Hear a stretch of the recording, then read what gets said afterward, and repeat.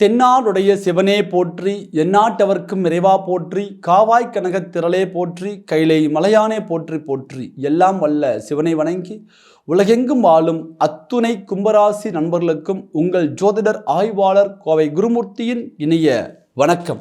கும்பராசி நண்பர்களே, ஜோதிடம் சார்ந்த பல சித்தாந்தங்களை தொடர்ந்து பதிவிட்டு வருகின்றோம். அந்த அடிப்படையில் இன்றைய தினம் நாம் காணக்கூடிய தலைப்பு, கும்பராசி நண்பர்களுக்கு சனி பகவானது வக்ர பலன்கள். சனி பகவான் உங்களுடைய ராசிக்கு அதிபதி, உங்களுடைய ராசிக்கு 2ஆம் பாவகத்தில் நின்று வக்ரகதி அடைகிறார்.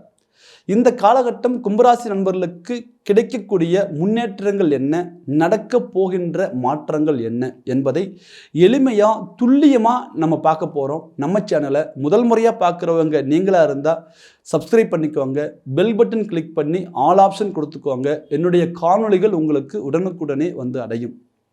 கும்பராசி நண்பர்களே, பார்க்கின்ற இடமெல்லாம் 7.5 சனி நெருக்கடி. இப்போ இந்த நேரத்தில் கொஞ்சம் கவனமாக இருங்க, எதையுமே செய்ய வேண்டாம், எல்லா விஷயத்துலேயும் கொஞ்சம் தடங்கள் இருக்கும், இப்படி நெகட்டிவாகவே சொல்லிட்டு இருக்கிறாங்களா? 100% கவலைகள் வேண்டாம். கும்பராசிக்கு அதிபதியாக வரக்கூடியவர் சனி பகவான். அவர் 2ஆம் பாவகத்தில் தனஸ்தானத்தில் நிற்கின்றார். நிறைய பேருக்கு பாருங்க, 7.5 சனியில் பலவிதமான சரிவுகள் இருந்திருந்தாலும் கூட முன்னேற்றத்தை அடைந்தவர்கள் பல, செல்வாக்கை அடைந்தவர்கள் பல. அதே போல இது ஏன் நடக்குது சார்? 7.5 சனிங்கிறீங்க, அப்புறம் எப்படி சார் முன்னேற்றம் கிடைக்கும், செல்வாக்கு கிடைக்கும்? யாருமே சொல்லாத ஒரு பலனாக நீங்கள் சொல்கிறீங்களே. இது என்னுடைய வியூஸுக்காகவோ, என்னுடைய லைக்ஸ்க்காகவோ, இல்லை எனக்கு கிளைண்ட் கிடைக்கணுங்கிறதுக்காகவோ இது சொல்லக்கூடிய பலன்கள் அல்ல. இது நிதர்சனமான உண்மை. சனி பகவானுடைய காரகத்துவம் என்ன? அவர் தொழில்காரகன், ப்ளஸ் பார்த்தீங்கன்னா ஆயுள்காரகன். ஸோ சனி பகவானுடைய குணாதிசயங்கள் என்ன, அவருடைய பலன்கள் எப்படி இருக்கும்? சனி பகவானுடைய பலன்கள் பொறுத்தவரையும் அவர் நின்ற இடத்தை சுபித்துவமாக வைத்துக் கொள்வார், அருமையான ஒரு சுபத்துவமாக வைத்துக் கொள்வார். அவர் பார்க்கின்ற இடத்தை கெடுப்பார். சனி பொறுத்தவரையும் நின்ற இடத்தை வாழ வைப்பார், பார்க்கின்ற இடத்தை கெடுப்பார். ஸோ அதே போல குரு பகவான் பாருங்க, நின்ற இடத்தை கெடுப்பார், பார்க்கின்ற இடத்திற்கு பலன் கொடுப்பார். அப்போ இந்த சனி பகவானுடைய பொதுவான விதி நின்ற இடத்தை சுபத்துவமாக வைத்துக் கொள்ள வேண்டும் என்பது விதி. இப்போ சனி பகவான் எங்கே இருக்கார்? தன்னுடைய ராசிக்கு அதிபதி, தன்னுடைய ராசிக்கு 2ஆம் பாவகத்தில். 2ஆம் பாவகம் என்பது தனஸ்தானம், 2ஆம் பாவகம் என்பது குடும்பஸ்தானம், 2ஆம் பாவகம் என்பது கல்விஸ்தானம், 2ஆம் பாவகம் என்பது மிகப்பெரிய உயர்ந்த வாக்குஸ்தானம். நம்ம பேசக்கூடிய பேச்சு, கொடுக்கக்கூடிய வார்த்தை, கொடுக்கக்கூடிய கமிட்மெண்ட்ஸ்.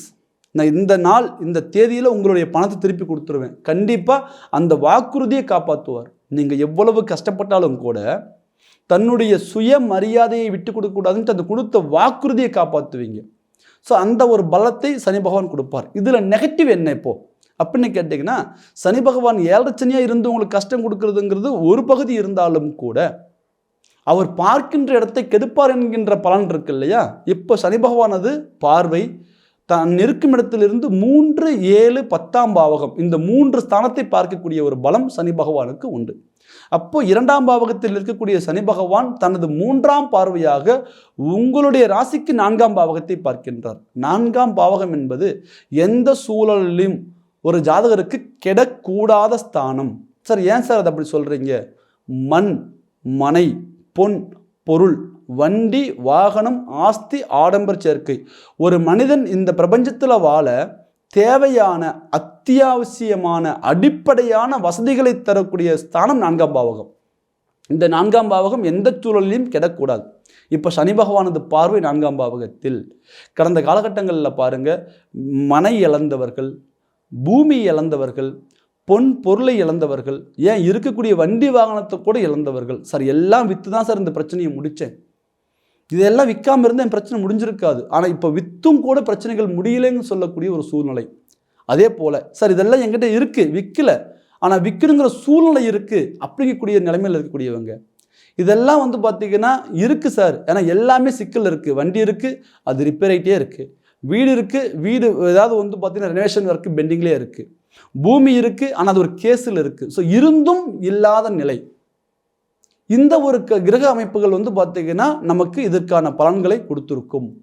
ஸோ அதே போல் இந்த சனி பகவானது பார்வை 8ஆம் பாவகத்திற்கு உடல் ரீதியான பலகீனம், மன ரீதியான பலகீனம், அடுத்தடுத்து வரக்கூடிய அவமானங்கள் அல்லது திடீர்னு நடந்த விபத்துக்கள், திடீர்னு வந்த விரயங்கள், ஸோ திடீர்னு நம்ம மேலே போடப்பட்ட வழக்குகள், தனக்கு வந்த ஒரு நெருக்கடியான நிலைகள். சார், இத்தனை வருஷம் வாழ்க்கையில் இந்த மாதிரி ஒரு சூழ்நிலையை நான் இதுவரை சந்திச்சதே இல்லை, எல்லாமே இழந்துட்டோம், இனி இழக்கிறதுக்கு எதுவுமே இல்லை அப்படிங்கக்கூடிய ஒரு சூழ்நிலை கடந்த காலகட்டங்களில் இருந்ததுன்னு சொல்லக்கூடிய ஒரு தருணம் உண்டு.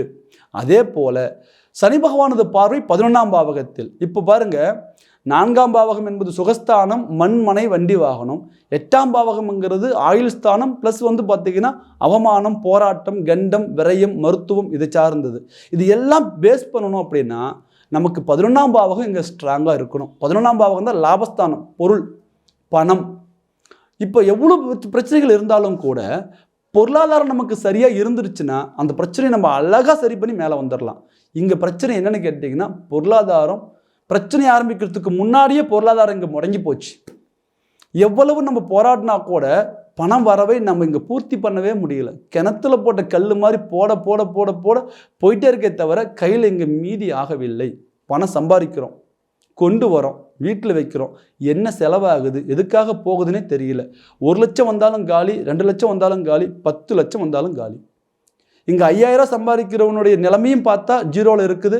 மாதம் 5 லட்சம் சம்பாதிக்கிறோம், நம்ம நிலைமை பார்த்தாலும் ஜீரோவில் தான் இருக்குது. அப்போ சராசரி வாழ்க்கை வாழ்கிறவங்களுடைய ஒரு நிம்மதி கூட ஒரு உயர்ந்த இடத்துல இருந்து நம்ம வாழ்கிறோம், அந்த நிம்மதி இல்லை. இதான் சொல்லுவோம், தொழிலாளிக்கு இருக்கிற ஒரு நிம்மதி கூட முதலாளிக்கு இங்கே இல்லை அப்படிங்கக்கூடிய ஒரு சூழ்நிலை கடந்த காலகட்டங்களில் யாருக்கு இருந்ததுன்னா கும்பராசி நண்பர்களுக்கு இருந்தது. ஒரு வகையில் ஜென்மச்சனி, மற்றொரு வகையில் இப்போது 7.5 சனி. ஸோ அடுத்தது பார்த்திங்கன்னா இப்போது நடந்துட்டு இருக்கிறது நமக்கு விரயச்சனி. ஸோ எப்படி பார்த்தாலும் நமக்கு இந்த விரயச்சனி, 7.5 சனி, ஜென்மச்சனி, பாதச்சனி, இந்த ஒரு 3 டைப்புமே நமக்கு ஒரு சில நெருக்கடிகள். தன்னுடைய ராசிக்கு அதிபதி தானே, அவர் நல்லது பண்ண மாட்டாரா? பண்ணவே மாட்டார். ஏன்னா அவர் தான் நீதிமான் ஆச்சே, அவர் தான் கண்ணியவான் ஆச்சே, நேர்மையான கேரக்டர் ஆச்சே. சனி பகவான் தான் சார் உண்மையாலுமே, மற்றவங்க எல்லாரும் சொல்லலாம் அவர் நெகட்டிவான கிரகம் அப்படின்ட்டு. ஒரு மனிதனுடைய உயர்வு நிர்ணயம் பண்ணுறதும் ஒரு மனிதனுடைய வீழ்ச்சியை நிர்ணயம் பண்ணுறதும் சனி பகவானே. ஏன்னா காலபுருஷ தத்துவத்தில் அவர் 10ஆம் பாவகத்திற்கும் 11ஆம் பாவகத்திற்கும் அதிபதியாக வருவார். உங்கள் ராசி 11ஆவது ராசி. லாபத்தோடு பிறந்து லாபகரமாக வாழ்ந்து லாபகரமாகவே உங்களுடைய வாழ்க்கை இருக்கணுங்கிறது விதி. ஆனால் இதுக்கு இடைப்பட்ட காலகட்டங்களில் கோச்சாரப்படி வரக்கூடிய கிரக நகர்வுகளால் எல்லாமே மாறி தலைகீழ போயிட்டு இருக்கு சார். அப்படிங்கக்கூடிய சூழ்நிலைக்கு தள்ளப்பட்டீங்க. ஆனாலும் கூட சனி பகவான் இப்போ வக்ரம் பொருந்தி இந்த 11ஆம் பாவகத்தை பார்க்கிறார். இப்போ வக்ரம் இல்லாமல் 11ஆம் பாவகத்தை பார்த்ததன் மூலம் பொருளாதார நெருக்கடி, கடந்த காலகட்டங்களில் 10ஆம் பாவகத்தை வக்ரம் இல்லாமல் பார்த்தார், தொழில் ரீதியான நெருக்கடி, தொழிலை இழந்து இந்த உத்தியோகமே வேண்டான்னு வெளியில் வந்தவங்க, சுயத்தொழிலே வேண்டான்னு சொல்லி வேலைக்கு போனவங்க, ஸோ உத்தியோகமே வேண்டான்னு சொல்லிட்டு இன்னொரு இடத்துக்கு ஜாப்புக்கு ட்ரை பண்ணிட்டு இருக்கிறவங்க, இன்னொரு 2 மாதத்தில் எனக்கு வேலை போகிற சூழ்நிலை இருக்குது அப்படிங்கக்கூடிய நெருக்கடியில் இருக்கக்கூடியவங்க, இந்த இடத்துல எனக்கு பர்மனன்ட் ஜாப்பு தான் ஆனால் எனக்கு இருக்க பிடிக்கல, வெளியில் போயிடலாமான்னு நினைக்கிறேன், அந்த நெருக்கடி. அதை தாண்டி மிகப்பெரிய ஒரு சவால் குடும்ப ரீதியாக. ஏன்னா அவர் ஜென்மத்தில் இருக்கும்போது நேரடியாக 7ஆம் பாவகத்தை பார்த்துருப்பார். குடும்ப ரீதியாக மிகப்பெரிய ஒரு கருத்து வேறுபாடு, ஒரு மனச்சலிப்பு, பிரிஞ்சே போயிட்டுன்னு சொல்லக்கூடிய குடும்பங்கள் ஒரு பக்கம். சார் பிரிகிற ஸ்டேஜில் இருக்கிறோம், என்ன பண்ணுறதுனே தெரியல, வீட்டுக்கு போகிறதுக்கே பிடிக்கல, ஆஃபீஸ் விட்டால் ஒரு ஃபேக்ட்ரியில் போய் நான் வெயிட் பண்ணுறேன் சார், அவங்கெல்லாம் தூங்கினதுக்கப்புறம் வீட்டுக்கு போயிட்டால் கொஞ்சம் நிம்மதியாக தூங்கிடலாமே அப்படின்ட்டு வீட்டுக்கு போகவே பிடிக்கல அப்படிங்கக்கூடிய ஆண்கள். ஸோ அதே மாதிரி தன்னை புரிஞ்சிக்க மாட்டேங்கிறார் அப்படிங்கக்கூடிய பெண்கள். ஏன்னா குடும்ப பொறுப்பு ஒரு பக்கம், உத்தியோக பொறுப்பு ஒரு பக்கம், குழந்தைகளுக்குடைய பொறுப்பு ஒரு பக்கம், இது எல்லாம் பெண்கள் தாங்கி கொண்டு வராங்க. ஆனால் அவங்களுக்கான முறையான அங்கே அங்கீகாரம் இல்லை, யார்கிட்டையும் நல்ல பேர் இல்லை. கட்டின கணவர் பார்த்தா ஒரு பக்கம் சங்கடப்படுறார், மாமியார் மாமனார் ஒரு பக்கம் புரிஞ்சிக்க மாட்டேங்கிறாங்க, பெற்றவங்களும் சப்போர்ட்டுக்கு நிற்க மாட்டேங்கிறாங்க, குழந்தைகளே தன்னை புரிஞ்சிக்க மாட்டேங்கிறாங்க, உடல் ஆரோக்கியமும் பலகீனமாக இருக்குது. ஸோ வீட்டு வேலையும் செய்யணும், குடும்ப பொறுப்பும் ஏற்றுக்கணும், உத்தியோகத்துக்கு போகணும். மிகப்பெரிய சவால் பெண்களுக்கு. எந்த இடத்துல இருந்தாலும் நமக்கு ஒரு நிம்மதி கிடைக்குமா, ஏதாவது ஒரு விட்டுட்டு எங்கேயாவது போயிடலாமா, இந்த மனநிலைக்கு தள்ளப்பட்டவங்க நிறைய பேர். 100% இந்த ஒரு பிரச்சனையிலிருந்து தீர்வு தான் இந்த 4.5 மாதம். ஸோ இந்த 4.5 மாதத்தில் ஒரு நல்லது நடந்துருமா சார்? ஒரு புரிதலை கொடுக்கும். உங்களை சுற்றி என்னென்னலாம் தப்பாக நடந்ததோ இது எல்லாமே சனி பகவானே சரி பண்ணக்கூடிய ஒரு காலம் இந்த காலகட்டம். சனி பகவான் வக்ரகதி அடையக்கூடிய ஒரு காலகட்டம் 2025ஆம் ஆண்டு ஜூலை மாதம் 13ஆம் தேதி முதல் நவம்பர் மாதம் 28ஆம் தேதி வரை சரியாக 4.5 மாதம். இந்த 4.5 மாதத்தில் உங்களுக்கு என்னென்னலாம் நெகட்டிவாக இருந்ததோ எல்லாத்தையும் சரி பண்ணி கொண்டு வரக்கூடிய ஒரு தருணமாக இருக்கும். இப்போ இந்த சனி பகவானது பார்வை பாருங்க, அவர் வக்ரம் பொருந்துறாரு. ஸோ அப்போ இயற்கையாகவே அவர் சுபத்தன்மை அடையணுங்கிறது விதி. பாவகிரகம் வக்ரம் பெற்றால் சுப பலனை தரணும் அப்படிங்கிறது விதி. அப்போ அவருடைய பார்வை எந்தெந்த இடத்துல நெகட்டிவாக இருந்ததோ இது எல்லா இடத்துக்குமே இப்போ பாசிட்டிவாக மாறும். ஸோ இப்போ பார்க்கலாமே, வக்ரம் அடைந்துட்டார், ஜூலை மாதம் 13ஆம் தேதி வக்ரகதிக்கு வந்துட்டார். இப்போ அதே சனி பகவான் 4ஆம் பாவகத்தை பார்க்கிறார். மண் மனை அமையும், அதை தாண்டி பொன் பொருள் சேரும். சார் ஒரு பெரிய ஒரு ஜுவல்ஸு ரொம்ப நாளாக பேங்க்லேயே இருக்குது, அது ரெக்கவரி பண்ணவே முடியல, கண்டிப்பாக இந்த நேரத்தில் ரெக்கவரி பண்ணுவீங்க. அதே போல் வீடு லோன்லேயே இருக்குது, அது சரி பண்ண முடியல, கண்டிப்பாக சரி பண்ணிக்குவீங்க. அந்த லோன் டிரான்சாக்ஷன் அந்த ட்ராக்கு கிளியராக இல்லை, 2 இஎம்ஐ 3 இஎம்ஐ 4 இஎம்ஐ பெண்டிங்கில் இருக்குது, இந்த நேரத்தில் அது கிளியர் பண்ணுவீங்க. ஸோ அடுத்தது தாண்டி சொந்த வீட்டுக்கு போக முடியல, கட்டாயம் இந்த நேரத்தில் சொந்த வீட்டுக்கு போகிறதுக்கான வாய்ப்புகள் உண்டு. ஸோ அடுத்தது பார்த்தீங்கன்னா ஒரு வண்டி வாகனம் வாங்கலாம்னு நினைக்கிறோம், வாங்க முடியல, கண்டிப்பாக அந்த நேரத்தில் அது வாங்குறதுக்கான வாய்ப்புகளை உருவாக்குவீங்க. 4ஆம் பாவகம்ங்கிறது அம்மா வழி உறவுகள் எனக்கு பகையாகவே இருக்குது, கண்டிப்பாக அந்த நேரத்தில் ஒரு நல்ல ஒரு ஒற்றுமையை கொடுக்கும். ஸோ இந்த 4ஆம் பாவகம் என்பது இந்த மண் மனை பொன் பொருள் சார்ந்த ஒரு வளர்ச்சியை கொடுத்துரும். அதை தாண்டி சனி பகவான் 8ஆம் பாவகத்தை பார்க்கின்றார் இல்லையா, யார் முன்னாடி எல்லாம் நீங்கள் அவமானப்பட்டீங்களோ அந்த அவமானத்திற்கு தகுந்த பதிலடி கொடுப்பீங்க. அது உங்களுடைய உத்தியோகம் செய்யக்கூடிய ஆஃபீஸாக இருந்தாலும் சரி, தொழில் செய்யக்கூடிய கம்பெனியாக இருந்தாலும், சுயமாக நீங்கள் ஒரு கம்பெனி வச்சுருக்கிறீங்க அப்படின்னாலும் சரி, ஸோ சுயமாக ஒரு கடை வச்சுருக்கோம் சார், சிம்பிளாக ஒரு பிஸ்னஸ் பண்ணுறோம், அந்த இடத்துலையும் சரி, நீங்கள் யார் முன்னாடி உங்களுக்கு ஒரு அங்கீகாரம் கிடைக்கல நினைக்கிறீங்களோ அவங்க முன்னாடி அதுக்கான அங்கீகாரம் கண்டிப்பாக இந்த நேரத்தில் கிடைக்கும். உடல் ரீதியாக பாதிக்கப்பட்டீங்க இல்லையா, அந்த நோய் நொடிகள் தீர்வுக்கு வரும். ஸோ அதை தாண்டி பார்த்தீங்கன்னா இந்த 8ஆம் பாவகம் என்பது திடீர் அதிர்ஷ்டம், திடீர் முன்னேற்றம். எவ்வளவு நெகட்டிவாகோ அது தகுந்த பாசிட்டிவ் 8ஆம் பாவகத்திலேயே உண்டு. அப்போ ஏதாவது ஒரு வகையில் ஒரு பணம் காசுகள் வரத்துக்கான ஒரு வாய்ப்புகள் உண்டு. அப்போ இந்த நேரத்தில் லாக்கை நின்று ஒரு பணம் நம்ம பேமெண்ட்டு தான் வெளியில் கொடுத்துட்டோம், வரவே வராதுன்னு நினச்சோம், கண்டிப்பாக திரும்ப வருவோம்.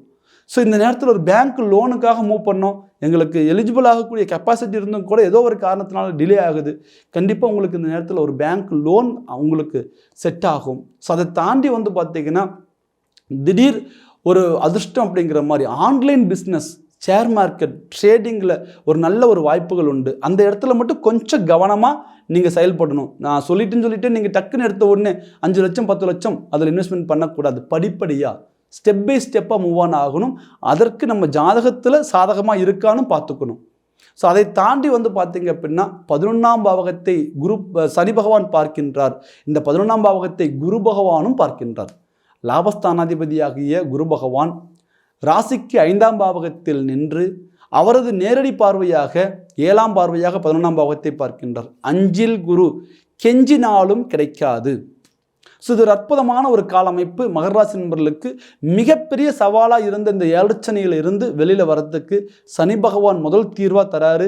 அதை சமாளிக்கக்கூடிய மற்றொரு பலமாக இந்த குரு பகவான் உங்களுக்கு பலம் சேர்க்கின்றார். இந்த தருணம் உங்களுக்கு பொருளாதார ரீதியாக மாற்றங்கள் உண்டு, பண வரவுகள் பூர்த்தி அடையும். ப்ளஸ் அதே நேரத்தில் மறுமண வாய்ப்புகள், யாருக்கெல்லாம் முதல் தாரம் நமக்கு ஒரு சின்ன பிரிவினை கொடுத்துருச்சு, இல்லை டைவர்ஸ் ஆயிருச்சு அப்படி நினைக்கிறீங்களோ மறுமணத்திற்கான வாய்ப்புகள் இந்த நேரத்தில் அமையும். அதையும் தாண்டி மிகப்பெரிய ஒரு அதிர்ஷ்ட வாய்ப்பாக அப்ராடு போகிறதுக்கான சான்சஸ் கிடைக்கும்.